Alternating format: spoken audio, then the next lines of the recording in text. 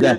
لكن يبقى السؤال يعني من وجهة نظرك، ده اللي انا عايز اسمع اجابته منك يا مرتضى بيه. يا استاذ مدحت في بعض الزملكاويه شمتانين ومستكثرين على الزمالك لما مرتضى منصور جه ياخد دوري واربعه كاس ورا بعض وسوبر وثلاث بطولات، مش طايقين نفسهم هيطاقوا، اعمل لهم ايه؟ طيب هل كمل غصب عنك انت وهو. هل بعد المباراه دي يا مرتضى بيه في اي افكار خاصه بالجهاز؟ قرينا كده حاجه انه احتمال يحصل تغييرات او حاجه، هل في الذهن ده؟ يا استاذ مدحت انا بعد الماتش نمت لسه صاحي.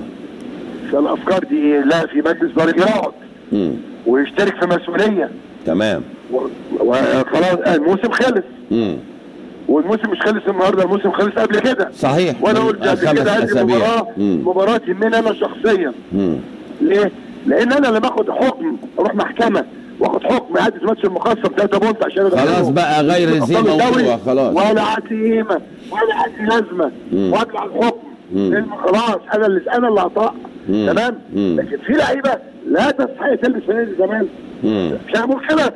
هتلاقي بقى بيشتغل لعيبه الراجل المفتري. تمام. ادي اللعيبه مكافآت، اصل هم بيدلعهم وطب عايزين مني ايه؟ ايه؟ انتوا خربتوا الزمالك. انا نفس بطولات الزمالك في الدوري انا واخدها.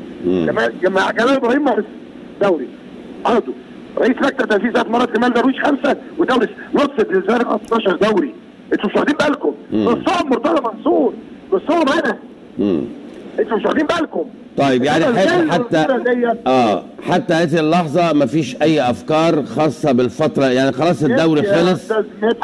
عندك كاس، عندك بطوله كاس مهمه جدا. عندي كاس وعندي بطوله العربيه وعندك البطوله العربيه، ما زال امامك طريق مهم، وبالتالي هل الافكار تم ترتيبها ولا هتدرس؟ اتفضل. انت خسران الدوري. اتفضل. واخد بالك؟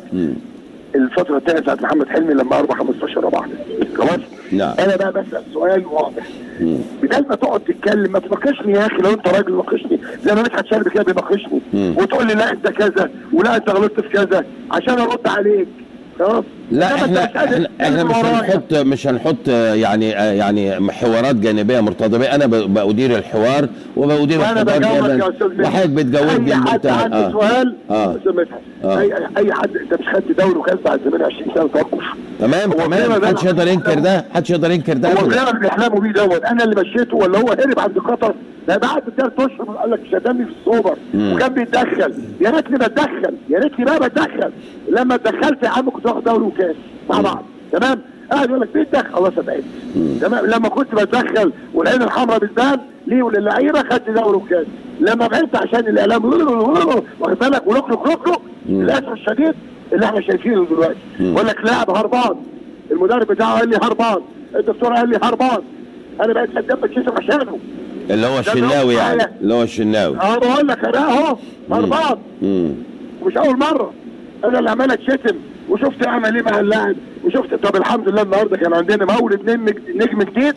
صلاح هايل ومكسب كبير جدا. بس انا نادي الاهلي نعم. لا سامع يقول لي انا سمعت. طيب يعني الاهلي هيسالني يقول لي انا معاك اهو. هسأل حضرتك النهارده بعد انتهاء اللقاء اناسيو اخذ عربيته الخاصه ومشي، ما ركبش مع اللاعبين، نوع من انواع الضيق وده بيحصل يعني.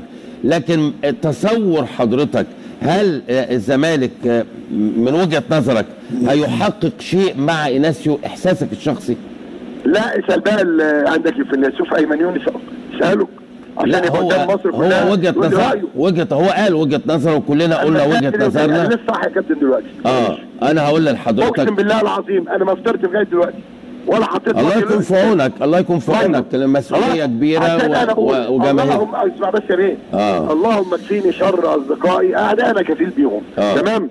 للاسف ما بيقطعش الزمالك الا الزمالكاويه. لا بس مش عايزين يا مرتضى بيه التحليل ما هواش عداء لا سمح الله يا فندم. في فرق بين التحليل، في فرق انك انت بترجع اي هزيمه. اول ما الزمالك كسب الطبيعي. شفت عبقريه اناسيو، شفت لعيبه الرجاله، كسب قبلها اتحاد اسكندريه، شفت العبقريه بتاع اناسيو. البلطجيه بتوع الالتراس ماتش طلع اهلي طرابلس. تمام. خلاص شفت مرتضى منصور رئيس نادي راجل فريق ازاي. هو في ايه يا جماعه؟ هو انا مش رئيس النادي في الانتصار ورئيس النادي في الانكسار؟ هو طبعا الكلام مش المفروض